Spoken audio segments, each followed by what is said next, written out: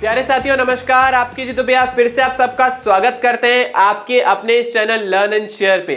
और हम बात कर रहे हैं क्लास 11 फिजिक्स के बारे में और हमारा चैप्टर चल रहा है chapter number 10 mechanical properties of fluid. और ये चैप्टर भी खत्म होने की कगार पर है। 7th लेसन हम इसका लेकर आए हैं, ठीक है। और मान लो ये आप 2 लेसन और खींचेगा, उसके बाद ये चैप्टर को भी अपन सल्टा देंगे। अपन देखिए आप लोगों के लिए कोशिश ऐसा कर रहे हैं कि एक घंटे के लेसन जो है हर चैप्टर 8-9 या 10 लेसन के अंदर खत्म हो जाए, ताकि आपके एंड से चीजों को समझना और वीडियोस को देखना थोड़ा कम हो जाए। ऐसे 15-15 16-16 लेसन देख के तुम थोड़ा घबरा जाते हो, यार कौन देखेगा यार 15-15 16-16। लेकिन 7-8-9 में चैप्टर खत्म हो रहा हो तो फिर तो आपके लिए बहुत ही बढ़िया बात है, ठीक है। चलिए तो स्टार्ट करते हैं हमारा लेसन। लास्ट क्लास में हमने बहुत सारी चीजें पढ़ी थी। हमने सरफेस टेंशन पढ़ा था, उस पर एक बहुत प्यारा सा एक्सपेरिमेंट मैंने आप लोगों को करवाया था और सरफेस टेंशन को ही आगे आज अपन कंटिन्यू करने वाले हैं, ठीक है। लास्ट क्लास में हमने जो कार्य किया था या जो हमारी पृष्ठीय ऊर्जा थी, पृष्ठीय ऊर्जा को बढ़ाने के लिए जो अपन ने कार्य किया था और जो हमारा टेंशन फोर्स था यानी पृष्ठ तनाव था, उसमें एक छोटा सा रिलेशन निकाला था बच्चों। आई गेस सबको याद होगा। वो रिलेशन हमारे पास कुछ ऐसा था, हमारे पास आया था T = W/A। यहां से हम लिख सकते हैं, क्योंकि हम एनर्जी के बारे में बात कर रहे हैं, एनर्जी मान लीजिए आपके पास U है तो U/A। बच्चों कंफ्यूज मत होइएगा, एनसीईआरटी वालों ने बस T को यानी सरफेस टेंशन को, पृष्ठ तनाव को S से लिखा है, तो आप इस चीज से बिल्कुल भी ना घबराएं।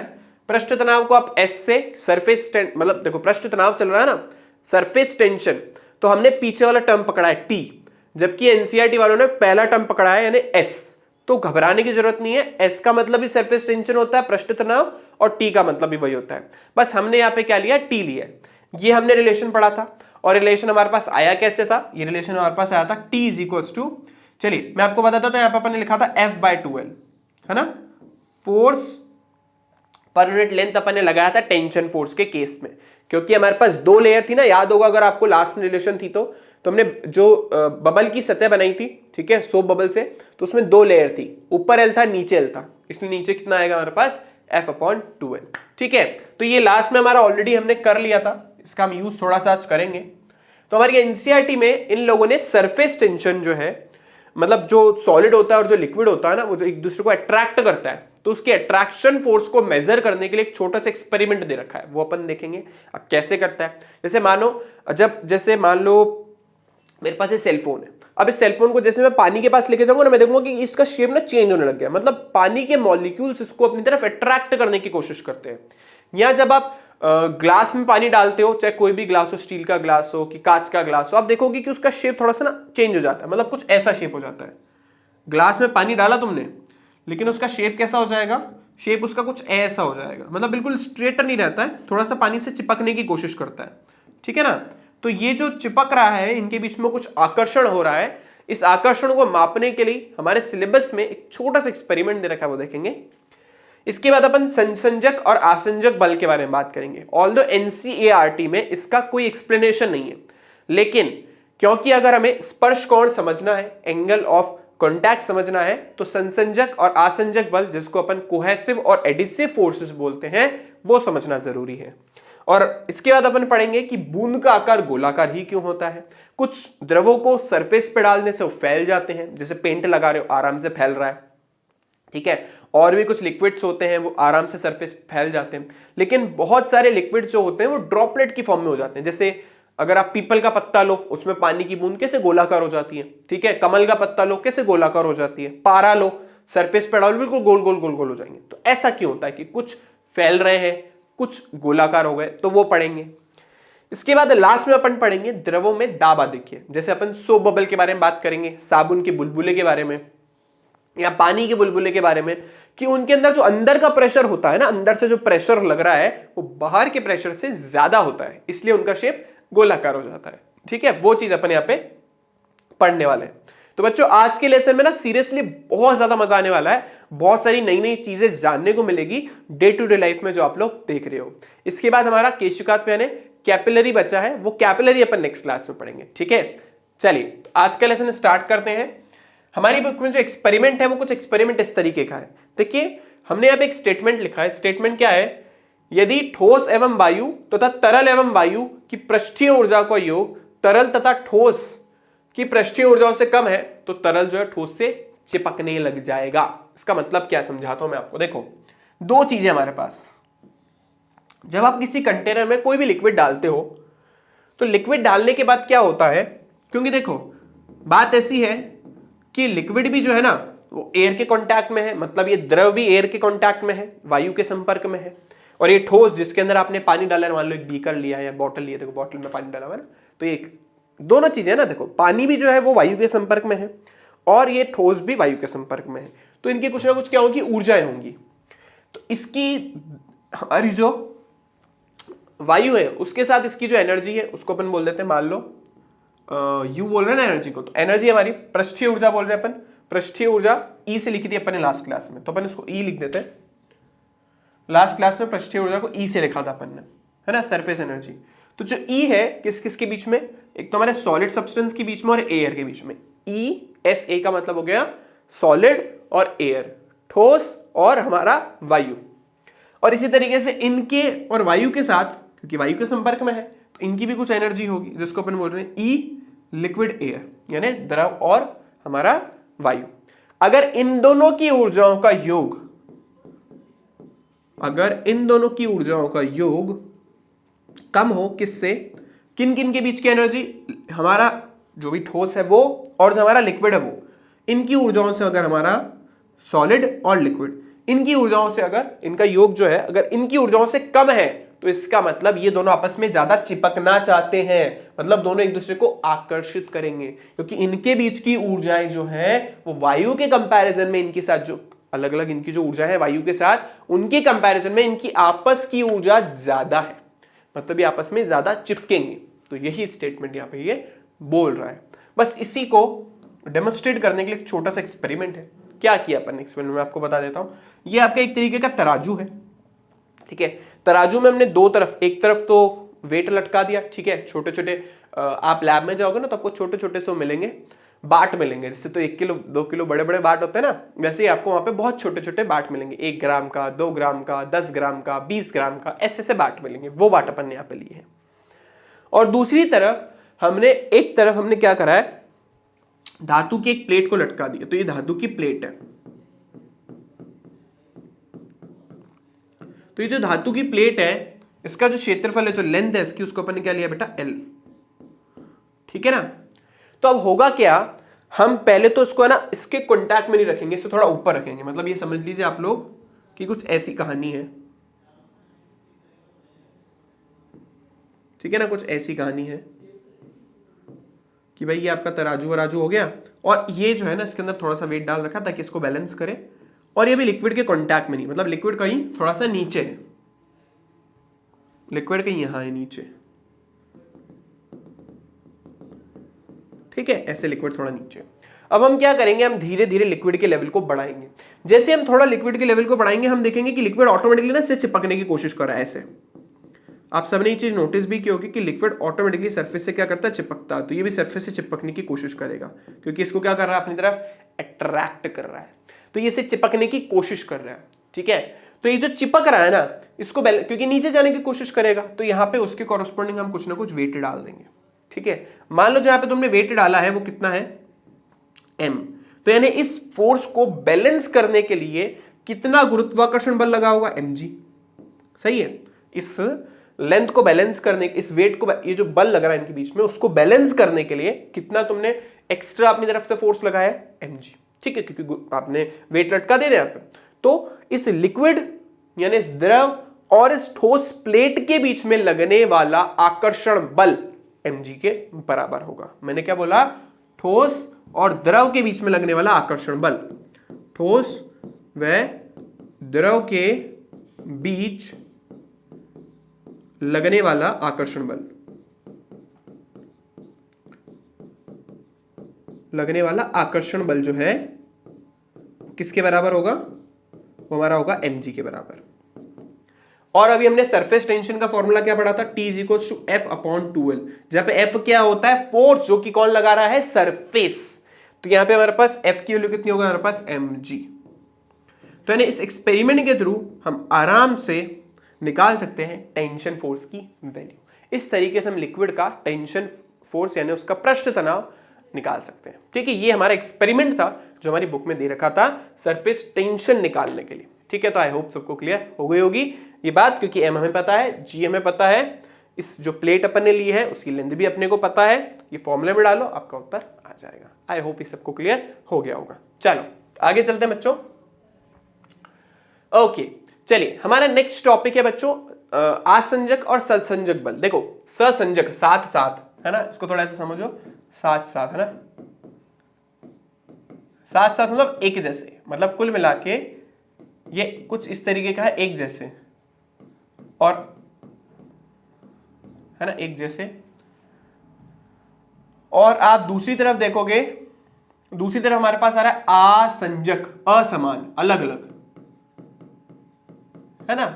इससे थोड़ा अगर आप तोड़ पाओ तो आपको समझ आएगा कि अगर हम कोई एक मटेरियल ले ले, जैसे आपने लिक्विड ले लिया, ठीक है, मतलब कोई भी जैसे जल ले लिया या कांच ले लिया, अगर इनके अणुओं के बीच में, इनके अणुओं के बीच में जो बल लग रहा है ना, आकर्षण बल, उसको अपन क्या बोलते हैं, उसको हम बोलते हैं संसंजक बल, एडिसिव फोर्सेस। ठीक है, तो देखिए डेफिनेशन में लिखा है, अगर एक ही पदार्थ है और उनके अणुओं के बीच में जो फोर्स लग रहा है, जैसे पानी लिया, वाटर लिया, H2O लिया, उनके मॉलिक्यूल्स के बीच में, अणुओं के बीच में जो बल लग रहा है वो हमारा कोहेसिव फोर्स, जिसको अपन बोलते हैं सहसंजक बल। लेकिन अगर दो अलग अलग मटेरियल्स के पार्टिकल्स के बीच में, यानी दो अलग अलग पदार्थ के अणुओं के बीच में कोई बल लग रहा है, तो उसे हम बोलेंगे आसंजक बल, उसको हम बोलते हैं एडिसिव। एडिसिव का मतलब ये होता है, फेविकॉल के डब्बे पे लिखा होता है ना एडिसिव, एडिसिव मतलब चिपचिपा। ठीक है, तो एडिसिव का मतलब या आसंजक का मतलब क्या है कि दो अलग अलग पदार्थ है और उनके बीच में जो बल लग रहा है उसको अपन क्या बोलते हैं, आसंजक बल, यानी एडिसिव फोर्सेस। ये लिखा है, दो भिन्न पदार्थों के अणुओं के बीच में लगने वाला आकर्षण बल आसंजक बल कहलाता है। और ये इसी के कारण दो वस्तुएं चिपकती हैं। अब जरा इस पुराने वाले एक्सपेरिमेंट पे आते हैं वापस पीछे। जब अपन एक्सपेरिमेंट पढ़ा तो यहां पर देखो दो चीजें हो रही थी, हमारे जो जल के अणु है वो आपस में एक दूसरे को खींच रहे थे, ठोस के अणु आपस में एक दूसरे को खींच रहे थे, लेकिन इनके बीच में जो लगने वाला सहसंजक बल था, यानी इसका कोहेसिव फोर्स था, उससे ज्यादा स्ट्रॉन्ग कौन था, इस धातु की छड़ और जल के बीच में लगने वाला बल, यानी यहां पर आसंजक बल, यहां पर आसंजक बल सहसंजक बल से ज्यादा स्ट्रॉन्ग है। ठीक है, अगर ऐसा होता है, यानी आसंजक अगर सहसंजक से ज्यादा स्ट्रॉन्ग होता है तो चीजें आपस में चिपकती हैं। जैसे पानी को आप डाल दो आपके ग्लास में, ठीक है ना, कांच का ग्लास डाल दो, चिपक जाएगा, आपको दिखेगा सरफेस थोड़ा सा उसका ऐसा कर्व हो गया है ना, अवतलाकार हो गया। ठीक है, अगर आप लोगों ने केमिस्ट्री के एक्सपेरिमेंट करो तो ब्यूरेट में आपने देखा होगा, प्लास्टिक की ब्यूरेट होती है, कांच की ब्यूरेट होती है, तो उसमें शेप जो है मेलिस्कस, उसको मेलिस्कस बोलते हैं, जो आगे अपन पढ़ेंगे, अर्धचंद्राकार ऐसा कुछ नाम है उसका। तो वो जो है किस वजह से, क्योंकि वो पानी जो है, पानी और उस कांच के बीच में लगने वाला आसंजक बल जो है उन खुद के अणुओं के बीच में लगने वाले सहसंजक बल से ज्यादा स्ट्रॉन्ग होता है। ठीक है, तो आई होप ये बात सबको क्लियर हुई होगी, आसंजक और सहसंजक क्या होता है। तो अगर दो वस्तुएं आपस में चिपकना चाहती है तो उनके लिए आसंजक बल यानी एडिसिव फोर्स ज्यादा स्ट्रॉन्ग होना चाहिए, तभी तो चिपकेगी। फेविकॉल पे नाम इसलिए तो पढ़ा, एडिसिव, चिपचिपा। ठीक है, चलो आगे चलते हैं। आगे बात करते हैं बेटा एंगल ऑफ कॉन्टैक्ट के बारे में, जिसको अपन बोलते हैं स्पर्श कोण। क्या है, कुछ भी नहीं, बहुत सिंपल सी चीज है। क्या है भाई, देखो द्रव व ठोस के संपर्क बिंदु पर द्रव के तल एवं ठोस के तल पर खींची गई स्पर्श रेखाओं के मध्य द्रव के अंदर बना कोण जो होता है वो क्या कहलाता है, स्पर्श कोण। समझ नहीं आया, मुझे पता है। देखो मान लो ये कंटेनर है और कंटेनर में आपने डाला लिक्विड, पानी डाल दिया, पानी डालने से जैसे मैंने आपको बताया उसका शेप कुछ ऐसा हो जाता है। ठीक है ना, इसको मेलिस्कस बोलते हैं। तो ये जो मेलिस्कस है, ये जो बना है द्रव का, जो भी शेप बना है, इसकी जो भी सतह है, इसके ऊपर मैंने क्या करा, एक स्पर्श रेखा खींची, यानी एक टेंजेंट ड्रॉ कर दी। ठीक है ना, एक तो द्रव की सतह के साथ और एक ठोस की सतह के साथ। ये ठोस का मुक्त सतह, ये ठोस का सतह, तो इन दोनों के बीच में जो कोण बना ना, द्रव के अंदर, द्रव के बाहर नहीं, द्रव के बाहर तो ये वाला बन रहा है ना, द्रव के बाहर नहीं, द्रव के अंदर। तो द्रव के अंदर जो कोण बन रहा है हमारा, किस किस के बीच में, एक तो ठोस की सतह और द्रव की जो सतह है, द्रव की सतह पे आपने एक स्पर्श रेखा खींची है। तो द्रव की सतह के ऊपर जो आपने स्पर्श रेखा खींची और जो ठोस है उन दोनों के बीच में जो कोण बनता है उसी को अपन क्या बोलते हैं, इसको अपन बोलते हैं स्पर्श कोण, एंगल ऑफ कॉन्टैक्ट। देखो नाम से पता पड़ रहा है कॉन्टैक्ट मतलब कहीं ना कहीं दोनों एक दूसरे के संपर्क में है, तो संपर्क में होंगे तो इसकी जो भी सरफेस है वो इसके साथ जो कोण बना रही है ठोस के साथ, उसको अपन बोलते हैं संपर्क कोण। ठीक है, आई होप सबको क्लियर हो गया होगा। चलो तो स्पर्श कोण के मान के बारे में बात करते हैं। अलग अलग मटेरियल्स के लिए स्पर्श कोण का मान अलग अलग होता है और इसका मान 0 से 180 के बीच में कहीं पर भी हो सकता है। ठीक है, जैसे कि शुद्ध जल यानी डिस्टिल वाटर आप लो और आप उसको कांच के ग्लास में डाल दो, तो उन दोनों के बीच में जो कोण बनेगा वो 0 डिग्री का बनेगा, मतलब उसमें पूरा चिपक जाएगा। समझ रहे हैं मेरी बात, पूरा चिपक जाएगा। इसी तरीके से अगर मैं नॉर्मल टैप वाटर लिया, साधारण नल का पानी, उसको अगर मैं कांच के ग्लास में डालूंगा तो कोण 8 डिग्री का बनेगा। यानी जो मैंने भी आपको अभी एग्जांपल दिया था उसमें ये वाला जो कोण है, ये इन दोनों के बीच में जो कोण बन रहा है वो कितने डिग्री का होता है, 8 डिग्री का। ठीक है, इसके बाद शुद्ध जल का चांदी के साथ 90 डिग्री का कोण बनता है। इसके डायग्राम में भी आगे आपको बताऊंगा। तो अगर मैंने चांदी के ग्लास में पानी डाल दिया ना तो पानी बिल्कुल ऊपर तक भरेगा। ठीक है, यही रीजन है कि हमारे कुछ पुराने राजा महाराजा जो है चांदी के ग्लास के अंदर मदिरा सेवन करते थे, मतलब शराब पीते थे। तो ये जो है इसके साथ बिल्कुल एग्जैक्टली 90 डिग्री का कोण बनाता है। ना तो लिक्विड ऊपर जाएगा ना तो लिक्विड नीचे जाएगा, पूरा का पूरा 90 डिग्री का कोण बनाएगा, है ना। ऐसा होता है चांदी के ग्लास के साथ। और अगर मैं कांच के और पारे के साथ बात करूं, यानी कांच का ग्लास लिया है और उसमें पारा डाल दिया, तो उसका शेप कुछ ऐसा हो जाएगा, ये कुछ इस तरीके का हो जाएगा। ठीक है ना।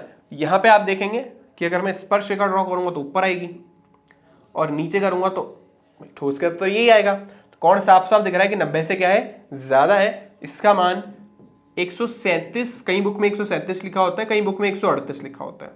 ठीक है ना, 37 से 138 डिग्री का कोण बनाता है पारा हमारे कांच के साथ। ठीक है, अब यहां पे एक चीज अच्छे से सुनना, यहां पर इस पानी और इस कांच के बीच में लगने वाला आसंजक बल पानी पानी और इस कांच के मॉलिक्यूल्स के बीच में यानी अणुओं के बीच में लगने वाले ससंजक बल से ज्यादा स्ट्रॉन्ग है। यानी अगर आसंजक बल जो है वो ससंजक बल से ज्यादा होता है ना, तो कोण जो बनता है वो न्यून कोण बनता है। आसंजक ससंजक से ज्यादा हो तो,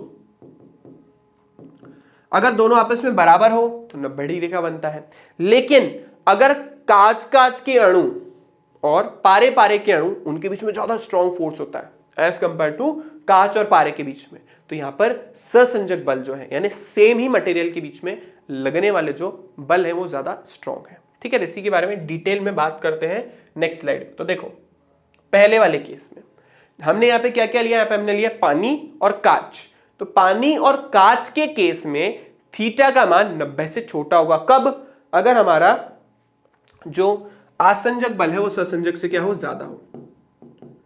तो आसंजक बल अगर ससंजक बल से ज्यादा है, यानी दो अलग अलग प्रकार के पदार्थों के बीच में लगने वाला बल उन्हीं पदार्थों के बीच में, अणुओं के बीच में लगने वाले बल से ज्यादा स्ट्रॉन्ग है। मतलब कांच के अणु अपने आप को इतने ज्यादा फोर्स से नहीं खींच पा रहे जितने वो पानी के अणु को खींच पा रहे हैं। ठीक है, जब पे आसंजक ससंजक से ज्यादा हो गया और थीटा का मान अपने आप क्या हो जाएगा, 90 से छोटा हो जाएगा। ऐसे शेप में हमेशा जो शेप बनता है वो बनता है अवतलाकार। ठीक है, इंग्लिश में इसको बोलते हैं कॉनकेव शेप। ठीक है, पढ़ा होगा आपने 10th में कॉनकेव मिरर। तो वही देखो ऐसे के केस में शेप ऐसा बन जाता है।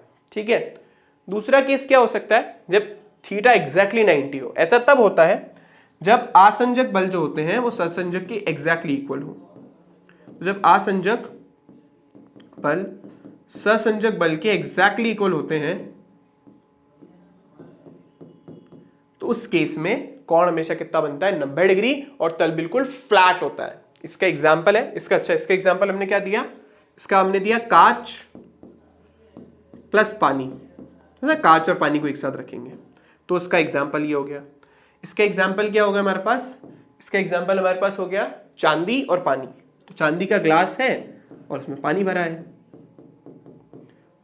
ठीक है, और लास्ट, अगर हमारा जो भी जो संसंजक बल है वो आसंजक बल से क्या हो, ज्यादा हो। मतलब जो भी हमने मटेरियल लिए उनके मॉलिक्यूल्स के बीच में फोर्स ज्यादा स्ट्रांग है, तो उस केस में जो कोण हमारे पास बनेगा वो 90 से ज्यादा होगा। तो ससंजक बल आसंजक बल से ज्यादा है, ठीक है ना। और कोण क्या होगा हमारा, 90 से ज्यादा होगा। ये गलत लिखा हुआ है, इसको करेक्ट करेंगे हम। थीटा का मान 90 से ज्यादा है यहाँ पे, है ना। थीटा का मान 90 से ज्यादा होगा, देख लो आप साफ साफ। इसका एग्जाम्पल क्या है, अभी आपको पीछे दिया था, अगर हम पारे को किस में डाल दें, हमारे कांच के ग्लास में डाल दें, तो पारे का शेप कुछ ऐसा हो जाता है, ठीक है ना। पारे का शेप कुछ ऐसा हो जाता है। जैसे अगर आप थर्मामीटर देखोगे ना, तो थर्मामीटर के अंदर भी जो शेप होता है ना, ऑटोमेटिकली ऊपर वाला होता है। इसको बोलते हैं अपर मेलिस्कस, इसको बोलते हैं लोअर मेलिस्कस, ठीक है। बाद में डिटेल में बात करेंगे। तो इसमें रीडिंग यहां से लेते हैं ऊपर वाले पार्ट से, और इसमें से नीचे से लेते हैं। हिंदी में इसको बोलते हैं अर्धचंद्राकार, ठीक है ना। तो आई होप ये बात सबको क्लियर हो गई होगी। 3 केसेस है हमारे पास, या तो थीटा 90 से छोटा होगा मतलब न्यून कोण, या तो एग्जैक्टली 90 डिग्री होगा, या 90 से ज्यादा होगा, ठीक है। तो अगर 90 से छोटा है मतलब आसंजक बल ससंजक बल से ज्यादा स्ट्रॉन्ग है। दो अलग अलग पदार्थों के बीच में लगने वाला बल ज्यादा प्रभावी है, ज्यादा स्ट्रॉन्ग है, ठीक है। इस वाले केस में दोनों बराबर लगेंगे, और लास्ट वाले में जो सेम मटेरियल के जो अणु हैं उनके बीच में फोर्स ज्यादा स्ट्रॉन्ग होगा। तो कोण जो हमारा वो 90 से ज्यादा होगा। इसमें आप याद रखेंगे 8 डिग्री का कोण बनता है पानी के बीच में और कांच के बीच में। चांदी और पानी के बीच में 90 डिग्री का कोण बनता है, और पारे और कांच के बीच में 137 डिग्री का कोण बनता है, ठीक है ना। ये तीनों एग्जाम के पॉइंट ऑफ व्यू से बहुत ज्यादा इंपॉर्टेंट है। एमसीक्यूज में 1 मार्क्स के जो क्वेश्चन है उसमें आपको मिल जाएंगे। चलो आगे चलते हैं। आगे बच्चों बात करते हैं अपन कि भाई ये जो बल है हमारे वो किस किस पर निर्भर करते हैं या किस किस पर निर्भर नहीं करते। तो देखो पहली बात है, यह द्रव अथवा ठोस के झुकाव पर निर्भर नहीं करते हैं। मतलब मान लो आपका कंटेनर जो है, आपने जो ट्यूब व्यूब ली थी उसको ऐसे के बजाय ऐसे टिल्ड कर दिया, है ना। मतलब आपने उसको ऐसे रखा हुआ था पहले, मान लो कांच का ग्लास ब्यूरेट जो भी आप लैब में ले रहे हो उसको आपने टिल्ड कर दिया, तो इससे उनके बीच में लगने वाले बल पर कोई प्रभाव नहीं पड़ेगा, ठीक है। झुकाव से कोई फर्क नहीं पड़ता, बल जितना पहले लग रहा था उतना ही बाद में भी लगेगा। इसके बाद ताप बढ़ाने से स्पर्श कोण क्या हो जाता है बेटा, हमेशा घट जाता है। इसके पीछे सिंपल सा रीजन है। ताप बढ़ाने से क्या होता है बेटा, सरफेस टेंशन जो होता है ना, जो पृष्ठ तनाव है ना, वो धीरे धीरे कम होने लगता है। ये हमने लास्ट क्लास में पढ़ा था। इसलिए आपका स्पर्श कोण भी क्या होने लगता है, धीरे धीरे कम होने लग जाता है, ठीक है। चलिए, घुलनशील अशुद्धियों के लिए घुलनशील अशुद्धियां स्पर्श कोण को बढ़ा देती है। जैसे आप अगर पानी के अंदर आपने डाला, मान लीजिए जैसे आपने सॉल्ट डाला, ठीक है, नमक डाला, तो नमक तो आराम से घुल जाता है, ठीक है। तो अगर पानी के अंदर आपने नमक डाला है और वो एक अशुद्धि एक तरीके से उसके अंदर, तो वो उसके स्पर्श कोण को क्या करेगी, बढ़ा देगी, ठीक है। नींबू पानी बनाओगे तो कोण थोड़ा ज्यादा बनेगा। ऐसे अगर जो आंशिक अशुद्धियां हैं वो स्पर्श कोण को घटा देती हैं। आंशिक अशुद्धि का एग्जाम्पल है आपके पास फिनॉल, ठीक है ना। फिनॉल को पानी में फिनॉल जो है थोड़ा सा पूरी तरीके से डिसॉल्व नहीं होता उसके अंदर, पानी के अंदर, तो उससे हमारा स्पर्श कोण घट जाता है। जबकि NaCl पूरी तरीके से घुल जाता है, इसलिए स्पर्श कोण को बढ़ा देता है, ठीक है ना। तो ये कुछ बातें थी स्पर्श कोण के बारे में। चलिए, तो आई होप ये बात सबको क्लियर हो गई होगी। अब हमारा जो नेक्स्ट टॉपिक है वो है बूंद का आकार। अब हमारी एनसीईआरटी वालों ने क्या किया है, हमारी एनसीईआरटी वालों ने स्पर्श कोण को इतना सा 4-5 लाइनों में डाल दिया। वो 4-5 लाइनों में इतना कुछ ज्यादा डिटेल में हमें समझ नहीं आया, तो मैंने आपको उससे रिलेटेड जितनी भी इंपॉर्टेंट बातें थी वो 2-3 स्लाइड में आपको एक्सप्लेन कर दी, ठीक है। अब हमारी जो एनसीईआरटी है वो आगे फॉलो कर रही है बूंद के आकार को, कि भाई बूंद का आकार कैसा होता है। देखो, जैसा मैंने आपको स्टार्टिंग में बताया, 2 चीजें पॉसिबल है। या तो आप किसी लिक्विड को सरफेस पे डालो, किसी द्रव को किसी सतह पर डालो और वो फैल जाए, जैसे पेंट करते हैं, कितनी आराम से फैलता है, मस्त स्मूथली, ठीक है ना। और कुछ ऐसे द्रव होते हैं जो आराम से सरफेस पे फैल जाते हैं, ठीक है। लेकिन कुछ दूसरी जगह कुछ ऐसे द्रव होते हैं जो कुछ सतहों पर फैलने के बजाय उसके ऊपर ऐसी बॉल बना लेते हैं, मतलब बूंद का शेप गोलाकार बना लेते हैं। जैसे आप पीपल के पत्ते पे या किसी भी पत्ते पे पानी डालो, वो ऐसा गोल बन जाएगा, ठीक है ना। बेस्ट एग्जांपल आप देखो, कमल का पत्ता होता है ना, उस पर बिल्कुल गोल गोल बूंदें बनती है, मस्त एकदम, ऐसा लगता है मोती हो, ठीक है ना। तो वो 2 जो हमारी पॉसिबिलिटी है कि या तो वो सरफेस पे फैल जाएगा या तो सरफेस के साथ कोई गोलाकार बूंद बनाएगा, वो किस पर निर्भर करता है वो देखने वाले हैं अपन। ठीक है, चलो तो देखिए क्या लिखा है हमारे पास, द्रव बूंद के रूप में साम्यावस्था में रहेगा या फिर फैल जाएगा, जैसा मैंने आपको बोला। अब क्या है भाई, लग रहा है पृष्ठ तनाव, ये तो हमें पता है क्योंकि लिक्विड जो है, जो बूंद जो है वो किसके संपर्क में है, वो वायु के संपर्क में। साथ के साथ जब किसी द्रव को किसी ठोस के सतह में संपर्क में लाया जाता है तो अब उसके ऊपर ठोस भी कोई ना कोई बल लगाएगा। तो इस तरीके से उस बूंद पर 3 तरीके के तनाव बल लगते हैं। वो 3 तरीके तनाव बल कौन कौन से हैं? इसमें पहला है द्रव और वायु की अंतः जो सतह है उस पर लगने वाला पृष्ठ तनाव।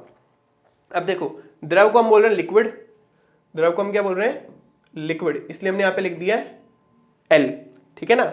वायु को हम बोल रहे हैं एयर, इसलिए हमने लिख दिया एयर।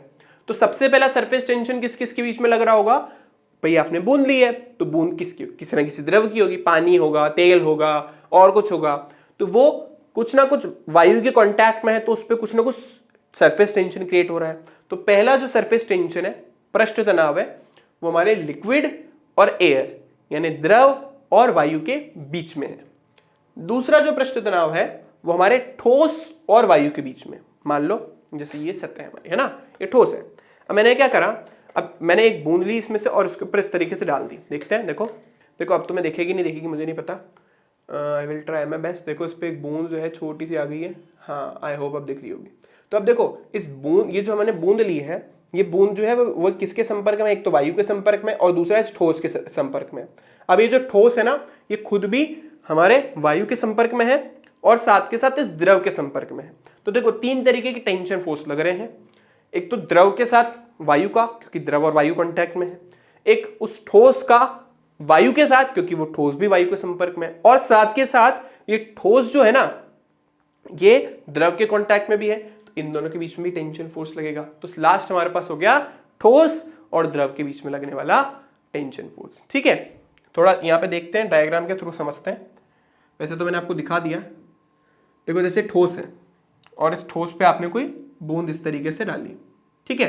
तो देखो ये हमारी बूंद है, पानी की बूंद है, आप सबको पता है गोलाकार हो जाती है, ठीक है। तो देखो कौन कौन से टेंशन फोर्सेस लग रहे हैं। पहला तो हमारा इस द्रव के ऊपर लगा रहा होगा कौन, वायु। तो यहां पे लग रहा है द्रव के ऊपर वायु की वजह से, ठीक है ना। लिक्विड के ऊपर एयर ने लगाया। एक इस ठोस के ऊपर किसने लगाया, इस ठोस यानी सॉलिड के ऊपर लगाया हमारे वायु ने। तो दूसरा ये टेंशन फोर्स। तीसरा, क्योंकि ये दोनों भी आपस में संपर्क में है तो ये दोनों भी एक दूसरे पे बल लगाएंगे, और कौन सा बल, तनाव बल, वो हमारे पास हो जाएगा सॉलिड लिक्विड यानी SL TSL, ठीक है ना, सॉलिड लिक्विड। तो 3 तरीके के तनाव बल हमारे पास यहाँ पे आ गए हैं। ये 3 तरीके के तनाव बल ही तय करते हैं कि वो सरफेस पे फैलेगा या फिर वो सरफेस के ऊपर एक गोल बूंद बना लेगा, ठीक है। तो देखो देखो ये रही। अब हमारी एनसीईआरटी में जैसा मैंने आपको बोला, हमने पृष्ठ तनाव को T से लिखा है और एनसीईआरटी ने पृष्ठ तनाव को S से लिखा है। तो घबराने की बात नहीं है, दोनों का मतलब सेम ही है। तो उन लोगों ने बस इसको S लिख दिया, हमने बस S की जगह इसको क्या लिया है, T। तो ये हमारे पास TLA, ये हमारे पास हो गया TSA और ये हमारे पास हो गया TSL। देखो अगर कोई भी बूंद इस तरीके से पड़ी हुई है ना, तो देखो क्या हो रहा है। अब मैंने जैसे आपको बोला कि ठोस के संपर्क में है तो उसके साथ कुछ ना कुछ कोण भी बना रही होगी। तो जो कोण इसने बनाया उसको अपन ने क्या ले लिया भाई, थीटा, ठीक है ना। क्या ले लिया अपन ने, थीटा, क्योंकि अपन कोण किस किस के बीच में लेते हैं, कोण हम लेते हैं जो भी हम सतह ले रहे हैं उसके ऊपर बनने वाली स्पर्श रेखा और ठोस के अंदर की तरफ। अब देखो कोण तो यहाँ पे भी बन रहा था, कोण तो यहाँ पे भी बन रहा था, पर मैंने ये कोण क्यों नहीं लिया, क्योंकि स्पर्श कोण हमेशा कहां पे लिया जाता है, द्रव के अंदर। अब द्रव का अंदर वाला भाग कौन सा, ये वाला। तो इस बार मैं स्पर्श कोण कौन सा लूंगा, अंदर वाला, ना कि बाहर वाला, ठीक है ना। तो ये गलती से भी ये मिस्टेक मत करना कोई। तो अब देखो यहाँ पे आपको साफ साफ दिख रहा है कि जो कोण है वो 90 से बड़ा है, मतलब कहीं ना कहीं हमारे जो ससंजक बल है वो आसंजक बल से ज्यादा स्ट्रॉन्ग है। तो यहाँ पे देखो अगर मैं इसके घटक कर दूं, किसके, अगर मैं TLA के घटक करूंगा, अब घटक करते टाइम थोड़ा सा वो रहना पड़ेगा, मतलब यहां पे जो घटक करने के आपके चांसेस है वो गड़बड़ हो सकते हैं, क्योंकि कोण इस बार कैसा बन रहा है हमारे पास, इस बार कोण बन रहा है हमारे पास अधिक कोण। तो जो इसका TLA का क्षैतिज घटक आएगा वो इस दिशा में आएगा, गलती से भी उस दिशा में मत बना देना। TL यहाँ पे हमारे पास आ गया cos थीटा, और इसका जो ऊर्ध्वाधर घटक है वो तो इसके लंबवत ही बनेगा, यानी वो यहां बनेगा TLA sin थीटा।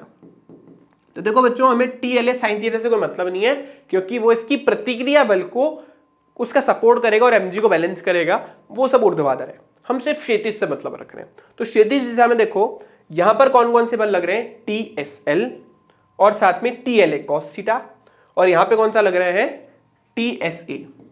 तो इसका मतलब अगर मैं क्षैतिज दिशा में बल को बैलेंस करूं, संतुलित करूं, तो क्षैतिज दिशा में तनाव बल क्या क्या हो जाएंगे। देखो यहां पे हमारे पास आ रहा है TSA, वो किसके बराबर आ रहा है हमारे पास, TLA cos theta plus TSL। अब अगर मुझे cos थीटा निकालना है, थोड़ा सा रीअरेंजमेंट करना पड़ेगा।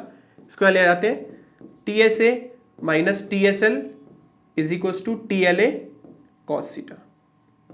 ठीक है, तो यहां से हम cos थीटा का मान निकाल रहे हैं, तो TLA को डिवाइड में ले जाते हैं।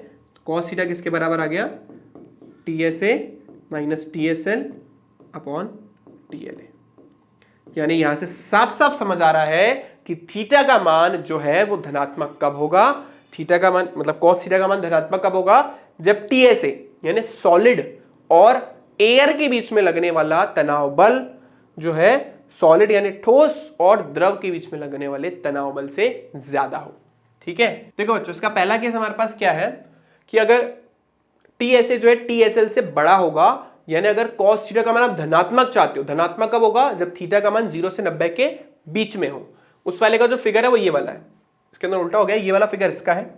तो अगर हमारे पास थीटा का मान 90 से छोटा है, मतलब 0 से 90 के बीच में है, तो TSA जो है वो TSL से बड़ा होगा और लिक्विड आराम से इजीली सरफेस पे स्प्रेड हो जाएगा, फैल जाएगा, जैसे पेंट के केस में था, जैसे ये रहा। देखो यहाँ पे थीटा का मान क्या है, 90 से छोटा है, और 90 से छोटा होने की वजह से हमारा लिक्विड जो इजीली क्या हो गया, सरफेस पे फैल गया। जैसे कांच को आप पानी में डालते हो कैसे इजीली स्प्रेड हो जाता है, थोड़ा बूंद थोड़ा बनती है। ठीक है, और इसी तरीके से किसी सतह पर आप केरोसिन डाल दो, केरोसिन तेल, वो भी फैल जाता है। पेंट कर दो आप किसी वॉल पे, वो भी फैल जाता है। तो पेंट और ऐसे मटेरियल्स के अंदर हम क्या करते हैं, कुछ ऐसे सब्सटेंस मिलाते हैं, कुछ ऐसी अशुद्धियां मिलाते हैं जिससे उसका पृष्ठ तनाव कम हो जाए। पृष्ठ तनाव कम होगा तो आराम से फैल जाएगा।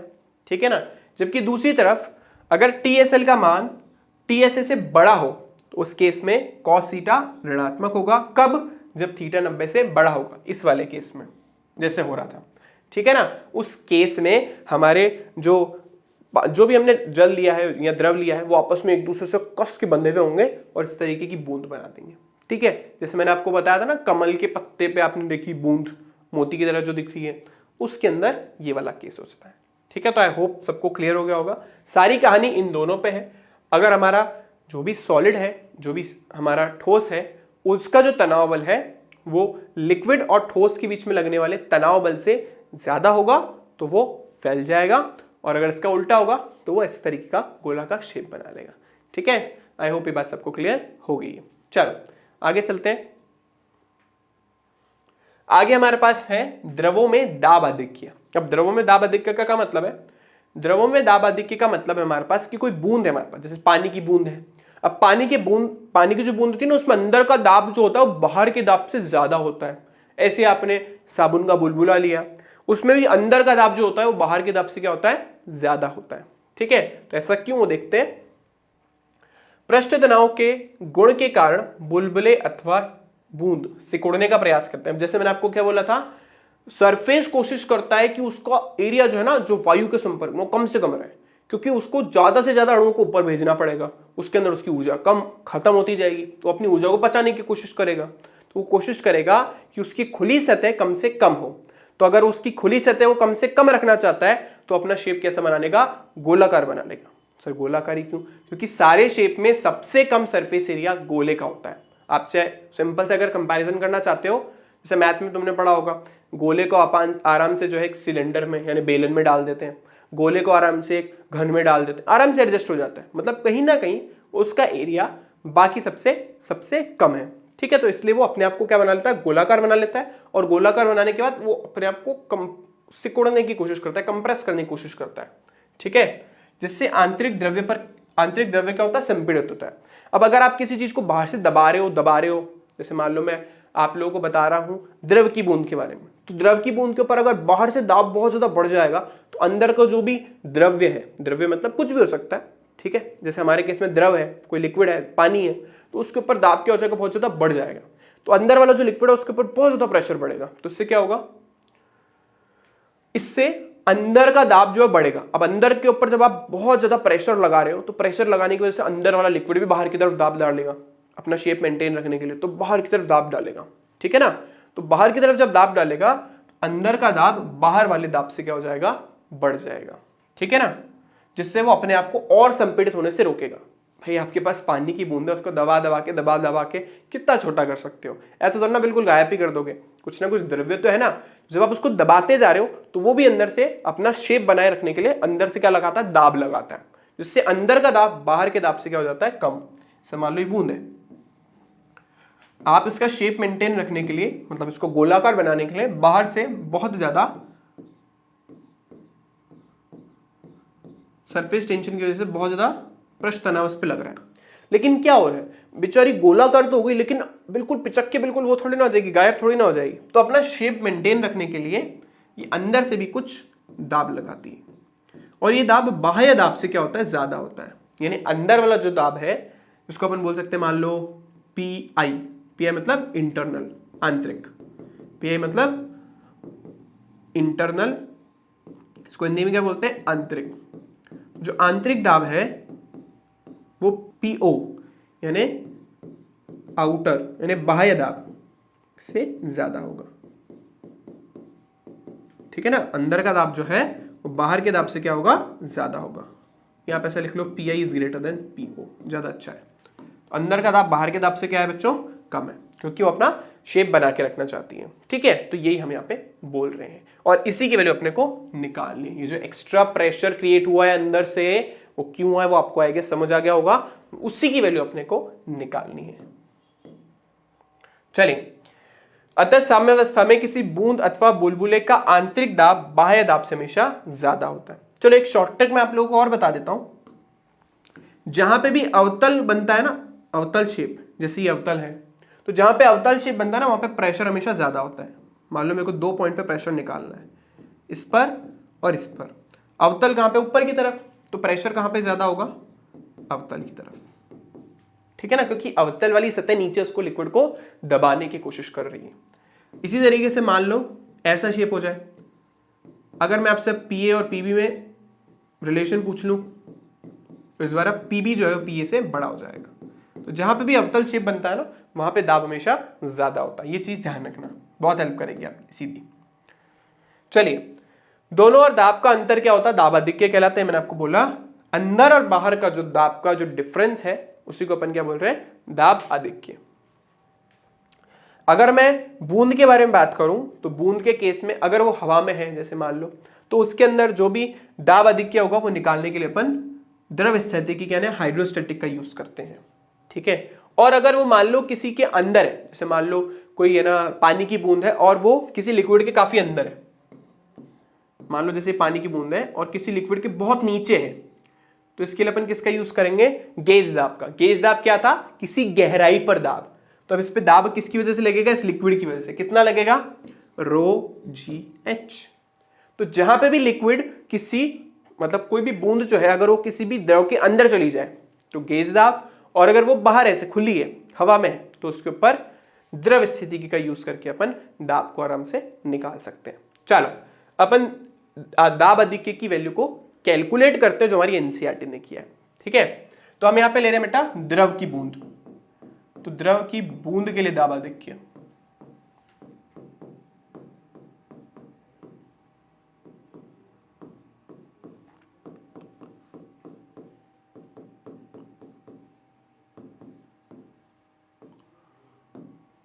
तो देखो जैसे मान लो ये द्रव की बूंद है, अंदर पूरा पानी पानी पानी पानी है ना, पानी की बनी बूंद है ये, तो ये पानी में बना देता हूं, नीला नीला पानी, ठीक है। और इसकी त्रिज्या कितनी बच्चों, मान लो इसकी त्रिज्या है r, ठीक है ना। और आपने क्या करा, आपने अंदर से प्रेशर, आपको एक्स्ट्रा प्रेशर निकालना, तो अंदर से ऑब्वियसली जैसे मैंने आपको बताया जहां अवतल शेप होता है वहां पे दाब आधिक्य ज्यादा होता है। और क्यों होता है उसके रीजन, पीछे भी रीजन अपन ने पढ़ लिया। तो अंदर की तरफ जो दाब है उसको पीओ बोल रहे हैं, बाहर से जो दाब लग रहा है वो पी आउट है। हमें क्या निकालना है, दाब आधिक्य, यानी हमें निकालना है अंदर से बाहर में दाब का अंतर कितना, यानी पीआई माइनस पीओ कैलकुलेट करना है। तो अब हम क्या करेंगे, हम एक छोटा सा काम करेंगे। हम बोल रहे हैं मान लो कि हम इसको है ना थोड़ा सा इसकी साइज को बढ़ा रहे हैं, ठीक है ना, हमने इसकी साइज को थोड़ा सा बढ़ाया। मान लो इसकी त्रिज्या को तुमने थोड़ा सा बढ़ा दिया, कितना बढ़ाया, मान लो इसकी त्रिज्या को तुमने डेल आर बढ़ा दिया, ठीक है। तो इसकी नई त्रिज्या कितनी हो गई, इसकी नई त्रिज्या हो गई हमारे पास आर प्लस डेल आर। अब ऑब्वियस ही बात है, जब आप लिक्विड की सतह को बढ़ाने की कोशिश करोगे तो आपको कुछ ना कुछ काम करना पड़ेगा, क्योंकि लिक्विड क्या कोशिश करता है कि वो अपने क्षेत्रफल में वृद्धि ना करे, क्योंकि क्षेत्रफल में वृद्धि करने के लिए उसको अपनी कुछ पृष्ठीय ऊर्जा खर्च करनी पड़ेगी। वो खर्च नहीं करना चाहता, बोले मेरे पास ही रहनी चाहिए, ठीक है। तो वो खर्च नहीं करना चाहता उस ऊर्जा को, तो अपने पास रखेगा। तो अब क्या करेंगे हम, अगर उसके क्षेत्रफल को बढ़ाने की कोशिश करेंगे तो बाहर से कुछ एक्स्ट्रा काम करना पड़ेगा। वो काम किसके इक्वल होगा बच्चों, इसके लिए हमने जो पढ़ा था फॉर्मूला पृष्ठ तनाव और कार्य के बीच में, वो ये वाला है, ये वाला यूज करेंगे। अब आप क्या चाहते हो, इसका क्षेत्रफल बढ़ाना चाहते हो, ठीक है ना। तो यहाँ पे मैं ए की जगह कितना लिखूंगा, डेल ए। तो पृष्ठ तनाव मान लो टी है हमारे पास, टी है मुझे पता है, मुझे कार्य निकालना है। तो कार्य किसके बराबर हो गया, T into del A. Del A क्या होता है, क्षेत्रफल में परिवर्तन। अब क्षेत्रफल में कितना परिवर्तन हुआ, गोला है ना, गोले का क्षेत्रफल 4 पाई आर स्क्वायर, सही है। बाहर बाद में कितनी त्रिज्या हुई, 4 pi r plus del r का होल स्क्वायर। ये बाद वाला क्षेत्रफल है, जो मैंने ग्रीन कलर के अंदर हमने जो गोला बनाई, गोला है, वृत्त नहीं है ना, 2D में बना है लेकिन है गोला, एक बॉल है पानी की, ठीक है। तो बाहर वाली की त्रिज्या कितनी, आर प्लस डेल आर, तो इसका करा वर्ग, माइनस पहले कितनी त्रिज्या थी, 4 पाई आर स्क्वायर, ठीक है ना। ये हमारे पास एक्स्ट्रा काम आ गया जो हमें करना पड़ेगा, ठीक है। तो W बराबर हो गया T 4 pi r plus del r का होल स्क्वायर। इसमें से देखो बच्चों 4 पाई हम कॉमन ले लेते हैं, तो वो अंदर किसके बराबर हो जाएगा, आर प्लस डेल आर का whole square minus r square, ठीक है। अब क्या करेंगे बच्चों, अब इसको खोलेंगे, तो देखो इसको खोलेंगे तो हो जाएगा आर स्क्वायर मतलब ए का स्क्वायर प्लस बी का स्क्वायर प्लस 2ab। तो बच्चों अब क्या है भाई, सिंपल सी चीज है, आर स्क्वायर को मार रहा था, मार देते भाई, ये इसने इसको खा लिया, खा गया।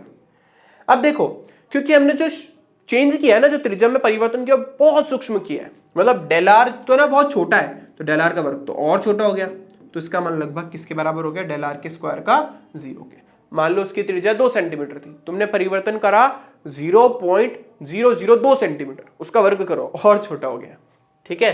तो ये चली जाएगी टर्म, हमारे पास सिर्फ कितना बचेगा, वो हमारे पास आएगा कार्य बराबर 4 पाई टी, ये तो चला गया, तो हमारे पास बचा 2r डेल आर, ठीक है ना। 2 चौक हो गया 8 पाई टी, और क्या बच रहा है हमारे पास, 4 पाई टी लिख दिया हमने, आर आ रहा है और डेल आर आ रहा है।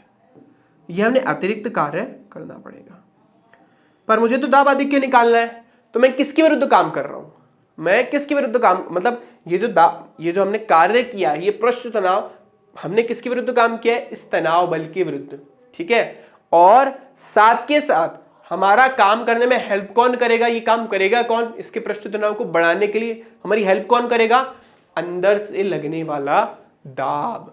तो अंदर से लगने वाला जो दाब है, जो दाब का जो अंतर है, जो डिफरेंस आ रहा है, वो हमारी हेल्प करेगा, क्योंकि अंदर का दाब बाहर के दाब से ज्यादा है, वो बाहर धक्का दे रहा है, बूंद के शेप को बढ़ाने की कोशिश कर रहा है, लेकिन पृष्ठ तनाव ऐसा करने नहीं दे रहा है। तो मान लो उसने कुछ काम किया है, वो काम हम निकाल लेते हैं। कैसे निकालेंगे, तो हम बोलेंगे दाब आधिक्य द्वारा किया गया कार्य,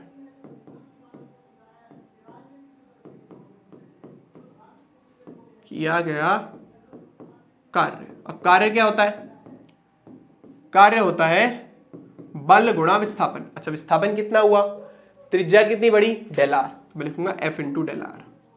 अब बल कहां से लाऊं, दाब ही तो लगा रहा है बल, तो दाब कितना बल लगाएगा, PI माइनस PO बराबर F बटा क्षेत्रफल। क्षेत्रफल कितना है, A, ठीक है ना। A का मतलब पाई आर स्क्वायर।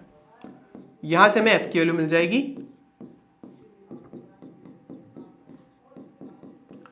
ठीक है। यहां से F कितना मिला हमें, PI माइनस PO गुणा 4 पाई आर स्क्वायर। ये जो हमारे पास F का मान है इसको डाल दो यहां पर। तो दाब आधिक्य ने कितना काम किया, 4 pi r square P naught PI minus P naught into del r. हमने कितना काम किया था, हमने भी तो इतना ही काम किया था। तो हमने जो काम किया है वो दाब आधिक्य द्वारा किए गए कार्य के बराबर होगा। तो समीकरण 1 और 2 की तुलना कर दो, 1 व 2 से, क्योंकि दोनों कार्य बराबर हैं। पहले कार्य आया था 8 pi t r del r, 8 pi t r del r, और यहां पे कार्य कितना है, 4 pi r square PI minus PO और ये डेल आर। अच्छा, कई लोग इसको PO पढ़ते हैं, कहीं इसको P नॉट पढ़ते हैं, दोनों का मतलब सेम है, घबराने की बात नहीं है।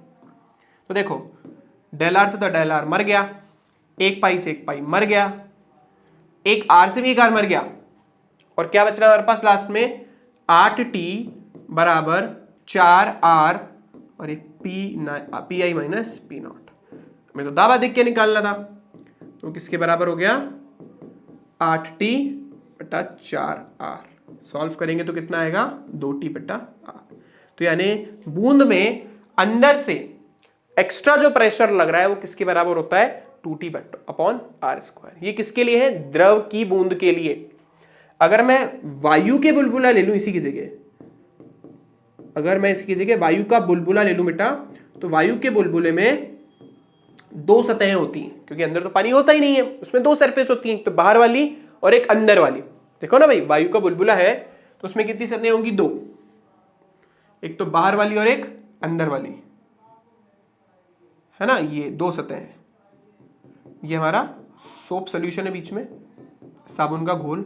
तो क्योंकि इसमें 2 सतहें हैं, तो इस बार हम जब इसके लिए दाब आधिक्य लिखेंगे इसका डबल कर देंगे ना, 4T अपॉन R, ठीक है ना। काफी इंपॉर्टेंट फॉर्मूला है, एग्जाम में डिराइव करने के लिए आ जाता है, ठीक है। आई होप बच्चों ये चीज सबको क्लियर हो गई होगी। हमने कुछ भी नहीं करा है, हमने सबसे पहले काम निकाला, कैसे हमने उसका क्षेत्रफल बढ़ाया। कैसे बढ़ाया भाई, त्रिज्या R से कितनी कर दी, R प्लस डेल आर, बाद वाला क्षेत्रफल माइनस प्रारंभिक क्षेत्रफल, उसको सॉल्व करा, डेल आर के स्क्वायर को 0 माना, हमारे पास कार्य आ गया। अब ये कार्य करने में हेल्प कौन करेगा, अंदर से जो एक्स्ट्रा प्रेशर लग रहा है, तो प्रेशर ने इतना एक्स्ट्रा काम किया, उसकी वैल्यू निकाली, पहली और बाद वाली इक्वेशन की तुलना करी, और हमारे पास जो एक्स्ट्रा प्रेशर था, अतिरिक्त दाब था, वो निकल आ गया 2T अपॉन R। एनसीईआरटी वालों ने डायरेक्ट स्टेप लिख दिए, शायद आपको बुक में देख के समझ नहीं आएंगे, ठीक है। ये पूरी प्रॉपर डेरिवेशन मैंने आप लोगों के सामने की है, एग्जाम के पॉइंट ऑफ व्यू से काफी इंपॉर्टेंट है। बस एग्जाम में आ जाए साबुन का बुलबुला, तो कुछ भी मत करना, एक छोटा सा काम करना है वहां पे आपको। यहां पे हमने क्या लिया है, यहां पे हमने लिया है T, तो वहां पे अपन लेंगे 2T। क्यों लेंगे 2T, क्योंकि 2 तरफ से तनाव बल लग रहा है, 2 अलग अलग वो है ना हमारे पास सरफेस, एक तो अंदर वाली और एक बाहर वाली। तो एग्जाम में साबुन का बुलबुला आ जाए तो यहाँ पे 2 लिख देना, तो ऑटोमेटिकली रिजल्ट में यहाँ पे 4 आ जाएगा, ठीक है। आई होप सबको ये बात बच्चों क्लियर हो गई होगी। तो बच्चों आज के लेसन के लिए इतना ही, मिलेंगे आप लोगों से नेक्स्ट लेसन के अंदर, जिसके अंदर बात करेंगे अपन केशिकात्व यानी कैपिलरीज के बारे में। बहुत पतली पतली सी ट्यूब्स जो होती हैं उनके बारे में बात करेंगे बच्चों। और कैपिलरी के बाद अपमार्जक यानी डिटर्जेंट, और उसके साथ ही हमारा चैप्टर ओवर। चलिए इस वीडियो के लिए इतना ही। आपको अगर वीडियो अच्छा लगता है तो लाइक कीजिएगा, शेयर कीजिएगा, चैनल सब्सक्राइब नहीं करा तो सब्सक्राइब कीजिएगा, और अगर कोई भी प्रॉब्लम आए तो आप कमेंट बॉक्स में लिख सकते हैं। चलिए bye bye to all of you, thank you for watching this video.